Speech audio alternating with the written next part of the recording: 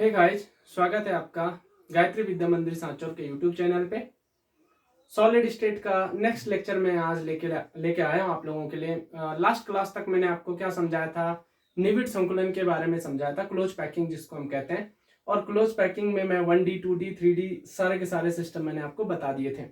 ठीक है, आज हम कुछ क्वेश्चंस बताने वाले हैं आपको कि मैंने इससे पहले ऐसे क्वेश्चन डिस्कस किए हैं, बट उस समय ऑक्टाहेड्रल और टेट्राहेड्रल वर्ड्स के बारे में हमें जानकारी नहीं थी, तो उस टाइप के क्वेश्चन मैं यहाँ पर नहीं बता पाया था उस टाइम पे। तो अब मैं उन क्वेश्चन को यहाँ पे डिस्कस करूंगा। उससे पहले एक सबसे बड़ी बात क्या है कि ऐसे क्वेश्चन में एचसीपी भी इन्वॉल्व हो जाता है, क्योंकि ऑक्टाहेड्रल और टेट्राहेड्रल वर्ड्स कहाँ कहाँ पर लाई करती हैं, तो वो एचसीपी और एफसीसी में ही लाई करती हैं। तो सिंगली एफसीसी का क्वेश्चन तो नहीं पूछता, एचसीपी का भी क्वेश्चन पूछ लेता है। तो भाई हमें एफसीसी में तो कॉन्स्टिट्यूएंट पार्टिकल पता थे।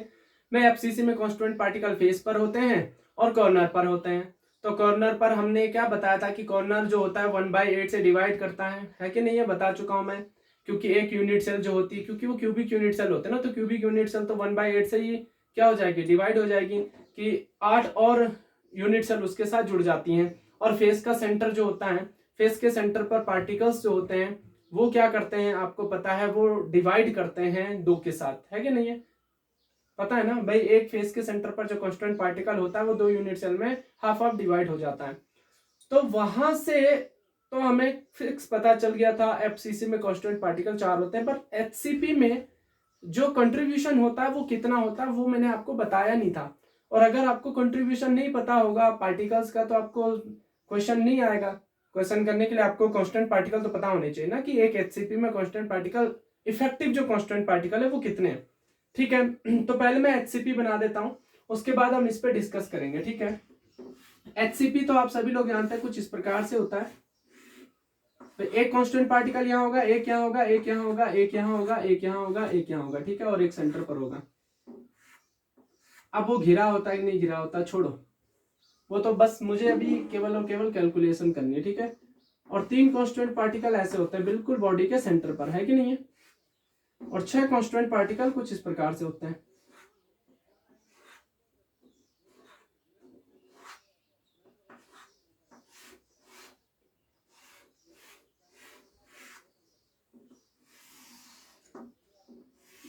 तो ये तो बन गया आपका HCP बना है।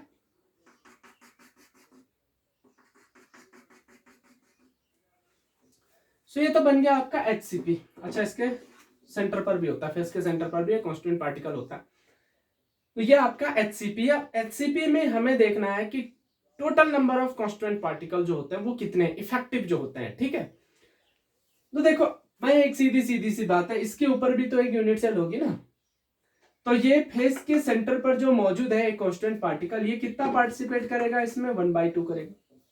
तो इसके नीचे भी तो होगा ना, तो ये भी भाई इस यूनिट सेल के नीचे भी तो एक यूनिट सेल होगी ना। तो इस कांस्टेंट पार्टिकल का पार्टिसिपेशन कितना होने वाला है इसमें, ये भी 2 से डिवाइड हो जाएगा। तो आधा इसमें रह जाएगा, आधा नीचे वाली यूनिट सेल में चले जाएगा। इसी इसका आधा नीचे, इसका आधा इसमें रहेगा, आधा ऊपर वाली यूनिट सेल में चले जाएगा। तो हम कहेंगे कि फेस के सेंटर पर कितने कॉन्स्टिट्यूएंट पार्टिकल हैं, तो 2 ही कॉन्स्टिट्यूएंट पार्टिकल है। ठीक है, फेस के सेंटर पर 2 ही कॉन्स्टिट्यूएंट पार्टिकल हैं, और फेस के सेंटर पर अगर 2 ही कॉन्स्टिट्यूएंट पार्टिकल है तो उनका पार्टिसिपेशन कितना हो जाएगा, 1/2 = 1। तो अगर मैं कहूं इनके फेस के सेंटर पर इफेक्टिव कॉन्स्टिट्यूएंट पार्टिकल कितना है, तो एक ही है। अब बात करते हैं बॉडी के सेंटर पर कितने कॉन्स्टिट्यूएंट पार्टिकल हैं। तो बॉडी के सेंटर पर 3 कॉन्स्टिट्यूएंट पार्टिकल हैं, और तीनों के तीनों इसमें पार्टिसिपेट करेंगे, क्योंकि बॉडी का सेंटर इसका खुद का है, ये बाहर वाली यूनिट सेल से तो पार्टिसिपेट करने वाले हैं नहीं। ठीक है, अब हम नेक्स्ट पॉइंट यहां पर देखेंगे, ये जो आपका यूनिट सेल में कॉर्नर पर अगर कोई कांस्टेंट पार्टिकल है तो वो कितना कंट्रीब्यूट करता है। देखो, अगर ये क्यूबिक सिस्टम होता तो वो 8 से क्या कर रहा होता, डिवाइड कर रहा होता, लेकिन ये आपका हेक्सागोनल सिस्टम है तो 6 से डिवाइड करेगा। यानी कि यहां पर इफेक्टिव जो कांस्टेंट पार्टिकल का इफेक्टिव पार्टिसिपेशन होगा वो 1/6 होगा। तो 1/6 इसका होगा, 1/6 इसका होगा, 1/6 इसका होगा, 1/6 इसका होगा, 1/6 इसका होगा, 1/6 इसका होगा। तो 6 कॉन्स्टिट्यूएंट पार्टिकल 1/6 1/6 1/6 यहाँ, और 6 कॉन्स्टिट्यूएंट पार्टिकल 1/6 1/6 1/6 यहाँ। तो हम कह सकते हैं कॉर्नर पर पार्टिसिपेशन कितना होता है 1/6 का, और टोटल कितने कॉन्स्टिट्यूएंट पार्टिकल हैं 12। तो ये हो जाएगा 6 2 जा 12। तो देखो total number of constituent particle कितने आ गए यहाँ पे 3 2 1। Total number of constituent particle is equal to 6 जो इफेक्टिव है। तो HCP में कॉन्स्टिट्यूएंट पार्टिकल 6 होते हैं, तो अगर कॉन्स्टिट्यूएंट पार्टिकल 6 हैं तो ऑक्टाहेड्रल वॉइड्स भी कितनी हो जाएंगी 6 तो हो जाएंगी। मैं आपको पहले ही बता चुका हूं the number of octahedral voids is equal to number of constituent particle and number of tetrahedral voids. अगर आपसे पूछे TD वॉइड्स कितनी होगी तो आपको अच्छे से पता है डबल हो जाएगी 6 दूनी 12। तो यहाँ पर ऑक्टाहेड्रल वॉइड्स 6 होती हैं और टेट्राहेड्रल वॉइड्स कितनी होती हैं 12 होती हैं। बस ये ध्यान रखना है। और कॉन्स्टिट्यूएंट पार्टिकल कितना होता है 6 होता है। तो चलो यहीं से अब क्वेश्चन पुट कर लेता हूं एक, ठीक है। आप उसका आंसर बता देना मेरे को। क्वेश्चन आते हैं ऐसे, हाँ ध्यान रखना इस बात का।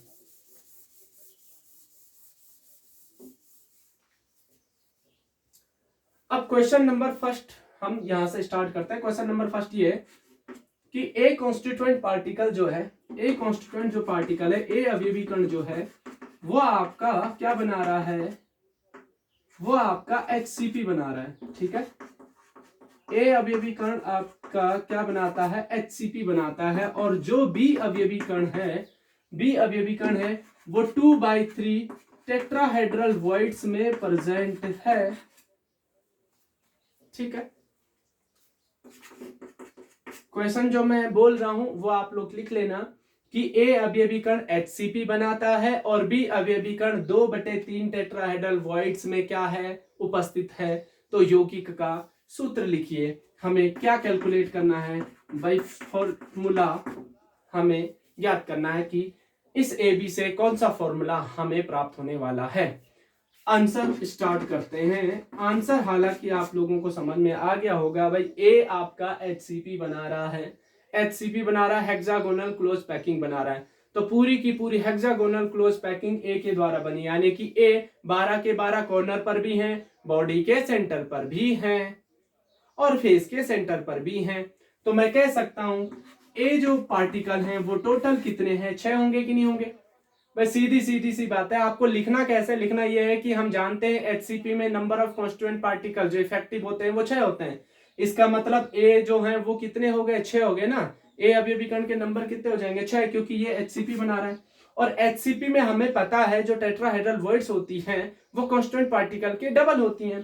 तो tetrahedral voids is equal to कितनी होती है, tetrahedral voids is equal to होती है 2 into कॉन्स्टिट्यूएंट पार्टिकल, है कि नहीं है भाई। 2 गुणा आ गए अवयवी कण, जितने अवयवी कण होंगे उतने के डबल आपके टेट्राहेड्रल वॉइड्स होंगी। तो हम कह सकते हैं टेट्राहेड्रल वॉइड्स इक्वल टू कितनी हो जाएगी 2 into 6, क्योंकि अवयवी कण तो 6 ही होता है ना HCP में। तो HCP बन रहा है ना, तो ये आपके नंबर ऑफ टेट्राहेड्रल वॉइड्स कितनी हो जाएंगी 12। अब आप सोच रहे होंगे सर 12 है तो A 6 और B 12 हो जाएगा। नहीं, मैंने यहाँ पे क्वेश्चन क्या पूछा है 2/3 टेट्राहेड्रल वॉइड्स हैं। तो मैं कह सकता हूँ B कहां पर प्रेजेंट है 2/3 टेट्राहेड्रल वॉइड्स में प्रेजेंट है। और टेट्राहेड्रल वॉइड्स कितनी होती हैं टोटल 12 होती हैं। तो ये आपका कितना आ जाएगा 3 4 जा 12 एंड 4 2 जा 8, ठीक है। तो B कॉन्स्टिट्यूएंट पार्टिकल के नंबर जो है वो 8 है और A के नंबर है वो 6 है। तो फॉर्मूला आपका बन जाएगा A6 B8। इसको और सरलीकृत कर सकते हैं, सिंप्लीफाइज करो ना इसको हम लिख सकते हैं A3 B4। तो आप बिल्कुल लिख सकते हैं। तो ऐसा अगर आपसे क्वेश्चन पूछ लिया तो इस क्वेश्चन का आंसर आप ऐसे दे सकते हो कि नहीं दे सकते हो। भाई हमें पता है कि HCP जो है उसमें कॉन्स्टिट्यूएंट पार्टिकल 6 होते हैं और A पूरा का पूरा HCP बना रहा है। तो इसका मतलब इसका 6 कॉन्स्टिट्यूएंट पार्टिकल हो गए, तो A के नंबर तो 6 हो गए। और B जो है वो 2/3 टेट्राहेड्रल वॉइड्स में, नंबर ऑफ टेट्राहेड्रल वॉइड्स पहले कैलकुलेट करो भाई। टेट्राहेड्रल वॉइड्स कितनी होगी जितने कॉन्स्टिट्यूएंट पार्टिकल होंगे उनके डबल होगी। तो 6 कॉन्स्टिट्यूएंट पार्टिकल है तो टेट्राहेड्रल वॉइड्स 12 होंगी। लेकिन B सभी की सभी टेट्राहेड्रल वॉइड्स में नहीं है, 2/3 टेट्राहेड्रल वॉइड्स में। तो 2/3 टेट्राहेड्रल वॉइड्स में है, इसका मतलब आप समझ गए हो 2/3 और टेट्राहेड्रल वॉइड्स कितनी होती है 12। तो ये आ गया आपका मॉलिक्यूलर फॉर्मूला या कंपाउंड का जो फॉर्मूला है वो इस प्रकार से आप कैलकुलेट कर सकते हो। एक और क्वेश्चन हम आपके लिए लेके आए हैं। काफी अच्छे क्वेश्चन बनते हैं ऐसे, और अगर आपको पता है सभी चीजों के बारे में तो ज्यादा दिक्कत नहीं आने वाले ऐसे क्वेश्चन करने में। ठीक है, नेक्स्ट क्वेश्चन बनाते हैं। नंबर जो है नेक्स्ट क्वेश्चन सेकंड, उसमें आपसे एक क्वेश्चन पूछ सकता है कभी कभार कि भाई ए कॉन्स्टिट्यूएंट पार्टिकल जो है, जो ए अवयवी कण है वो आपका क्या बना रहा है, ए अवयवी कण जो है वो एफसीसी बना रहा है। ठीक है, ए अवयवी कण क्या बनाता है, एफसीसी बनाता है। एक बात समझ में आ गई।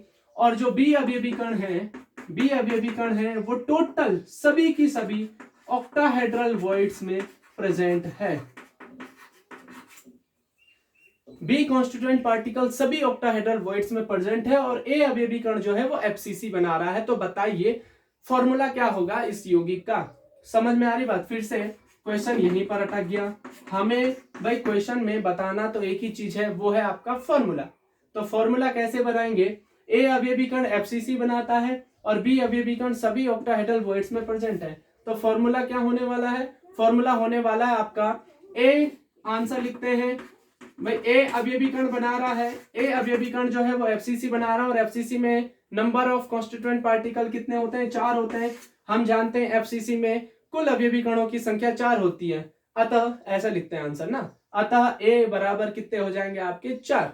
तो बी कितने हो जाएंगे, पहले बी को निकालने से पहले ये पता होना चाहिए कि ऑक्टाहेड्रल वर्ड्स कितनी होंगी एफसीसी में। तो मैंने आपको पहले बताया है कि total number of octahedral words is equal to कितना होता है, टोटल नंबर ऑफ अवयवी कण। किसी भी क्रिस्टल सिस्टम में जितने अवयवी कण होंगे उसमें उतने ही क्या होने वाले हैं, ऑक्टाहेड्रल वर्ड्स होने वाले हैं। इसका मतलब आप समझ गए हो कि अवयवी कण अगर 4 हैं तो ऑक्टाहेड्रल वर्ड्स भी 4 होंगी, और उन ऑक्टाहेड्रल वर्ड्स में कौन प्रेजेंट है, बी प्रेजेंट है। तो बी का फॉर्मूला भी हो जाएगा 4।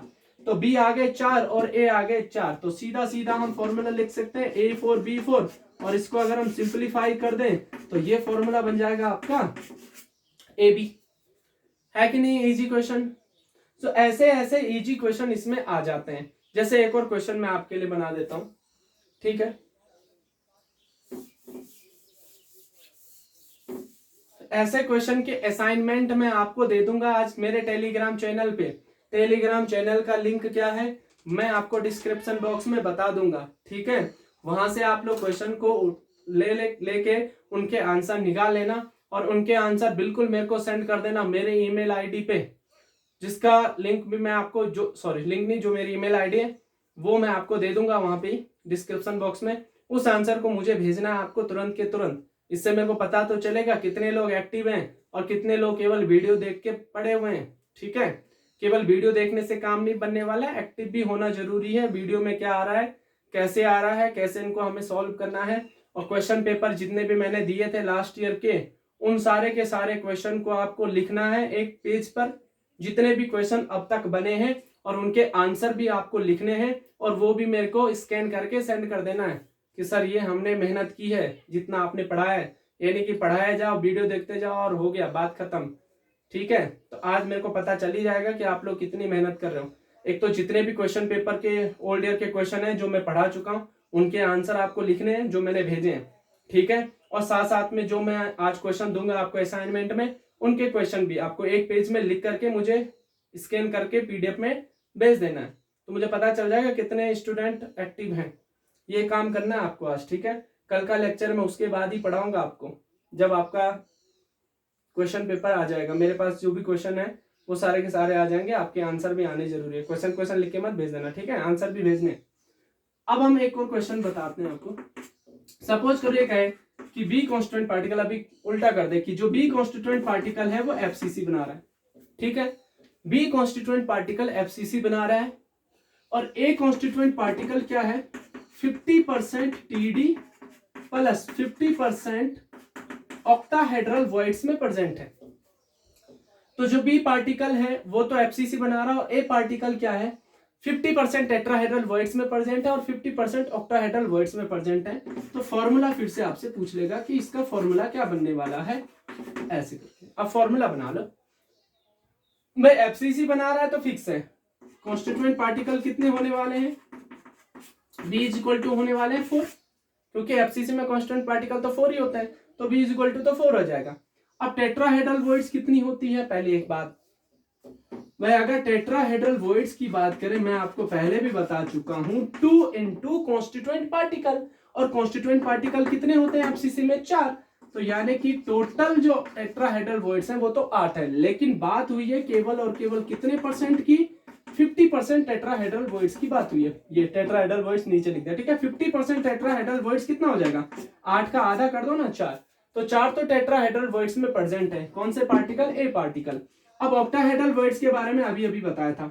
ऑक्टाहेड्रल वॉइड्स होती है नंबर ऑफ कॉन्स्टिट्यूएंट पार्टिकल के, ठीक है, इक्वल। तो ऑक्टाहेड्रल वॉइड्स तो हो जाएगी आपकी 4, और 4 में से अगर मैं कहूं कि 50% ऑक्टाहेड्रल वॉइड्स हैं, तो इसका मतलब ये बात हो रही है 2 की।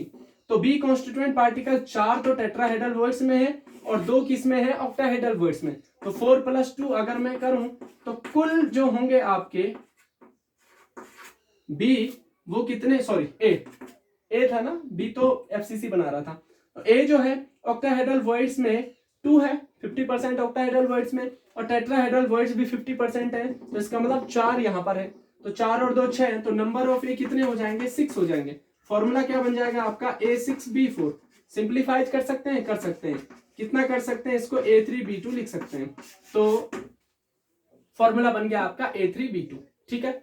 तो बी आपका एफसीसी में है तो 4 हो गया, और ए जो है आपका 50% ऑक्टाहेड्रल टेट्राहेड्रल वॉइड्स में और 50% ऑक्टाहेड्रल वॉइड्स में। भाई ऑक्टाहेड्रल वॉइड्स 4 होंगी और टेट्राहेड्रल वॉइड्स होंगी 8, लेकिन 50% कर दो ना, तो 50% कितना हो जाएगा? टेट्राहेड्रल वॉइड्स 8 से 50% आकर के 4 रह जाएगी, और ऑक्टाहेड्रल वॉइड्स 4 से हाफ होकर के कितनी रह जाएगी? 2 रह जाएगी। तो ए जो कांस्टेंट पार्टिकल है वो 4 तो कहां होंगे? टेट्राहेड्रल वॉइड्स में, और 2 कहां होंगे? ऑक्टाहेड्रल वॉइड्स में। तो टोटल कितने हो जाएंगे? 6। इस प्रकार से हम इनके क्या कर सकते हैं? मॉलिक्यूलर फॉर्मूला बना सकते हैं, ठीक है। नेक्स्ट लेक्चर में मैं आपको पढ़ाऊंगा संकुलन क्षमता के बारे में, संकुलन दक्षता के बारे में। Okay, thank you.